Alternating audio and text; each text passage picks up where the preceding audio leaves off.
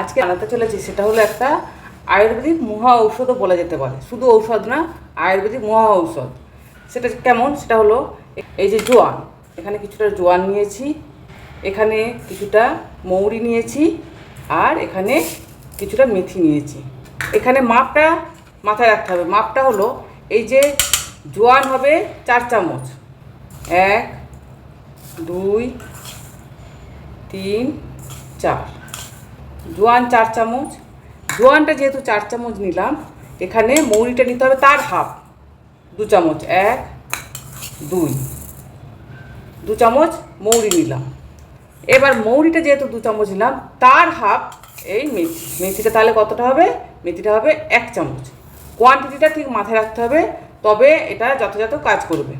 তো এটাকে মিক্স করে নেব। মিক্স করে গ্যাসে একটা কড়া বসাবো।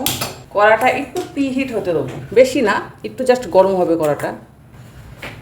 ওপর দিয়ে এই মিশ্রণটা দিয়ে দেবো।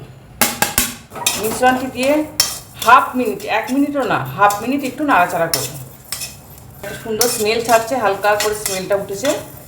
এই পর্যায়ে গ্যাসটাকে অফ করে দেবো। বেশি ভাজা যাবে না কিন্তু, এই যে ঠিক এই একটু ঠান্ডা হতে দেবো, কারণ এখন বেশ গরম আছে। দিয়ে এটা মিক্সারে গুঁড়ো করবো। এই যে মশলাটা ঠান্ডা হয়ে গেছে, খুব ঠান্ডা হয়নি, হালকা গরম, হাতে ধরা যাচ্ছে এরকম করবো। তো এটাতে কী করবো, মশলাটাকে মিক্সিং করবো। এইটা হচ্ছে খাওয়া দাওয়ার পরে খেতে হবে। খাওয়া দাওয়ার পরে খেলে যে এক্সট্রা ফ্যাট, মানে মেয়েদের, যারই হোক, মেয়ে ছেলে সেটা কথা নয়, এক্সট্রা ফ্যাটটা শরীর থেকে ঝরে যায়, গ্যাস অম্বল এইসব কিছু হয় না। প্লাস আর একটা যেটা বোনাস পয়েন্ট, সেটা হলো মুখের গ্লেজ বাড়ে। এই যে মৌরি জিনিসটা হচ্ছে এরকম জিনিস, এটা মুখের গ্লেজ আনে, মুখটা গ্লেজই করে। তো এর বেনিফিট বিরাট। যেসব হজমি গলি খাই, হজমের জন্য যেসব নানা রকমের ওষুধপালা খাই, কোনো কিচ্ছু দরকার পড়বে না। এটা শুধু খাওয়া দাওয়ার পরে 1 চামচ করে শুধু খেয়ে নিতে হবে, ব্যাস, তাতেই কাফি। শরীর সারাদিন এনার্জেটিক থাকবে, ঝরঝরে তরতাজা মনে হবে। তো এটাকে আমি মিক্স করে ফিরছি।